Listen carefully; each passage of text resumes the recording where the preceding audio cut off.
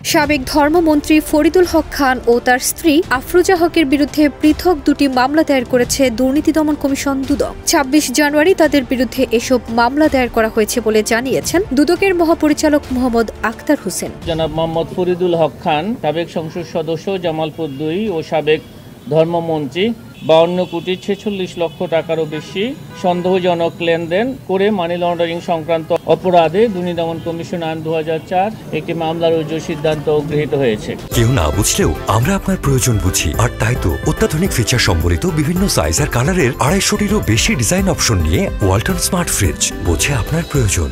তিনি বলেন, ফরিদুল হক খান ও তার স্ত্রীর বিরুদ্ধে অবৈধ সম্পদ অর্জন ছাড়াও অন্তত ৫২ কোটি টাকার অস্বাভাবিক ও সন্দেহজনক লেনদেনের তথ্য পাওয়া গেছে। আখতার হোসেন বলেন, একটি মামলায় জামালপুর ২ আসনের সাবেক সংসদ সদস্য ও সাবেক ধর্মমন্ত্রী মোহাম্মদ ফরিদুল হক খানের বিরুদ্ধে পাবলিক সার্ভেন্ট হিসেবে অপরাধমূলক অসদাচরণ ও ক্ষমতার অপব্যবহারের মাধ্যমে অসাধু উপায়ে জ্ঞাত আয়ের উৎসের সঙ্গে অসঙ্গতিপূর্ণ ৩,৪,৮৯,৭১৫ টাকার সম্পদ অর্জনের অভিযোগ আনা হয়েছে। তার স্বার্থ সংশ্লিষ্ট প্রতিষ্ঠানের নামে ১১টি ব্যাংক হিসাবে মোট ৫২,৪৬,৫০,৩৬৩ টাকার সন্দেহজনক লেনদেনেরও অভিযোগ আনা হয়েছে। অন্যদিকে ফরিদুল হক খানের অবৈধ উপায়ে অর্জিত সম্পদকে আড়াল করার জন্য আফরোজা হক ১,২,৩৫,২৩৮ টাকার সম্পদ নিজের দখলে রেখেছেন।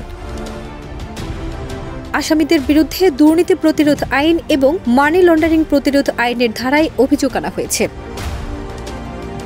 ফারজানা নিকিতা, দেশ রূপান্তর।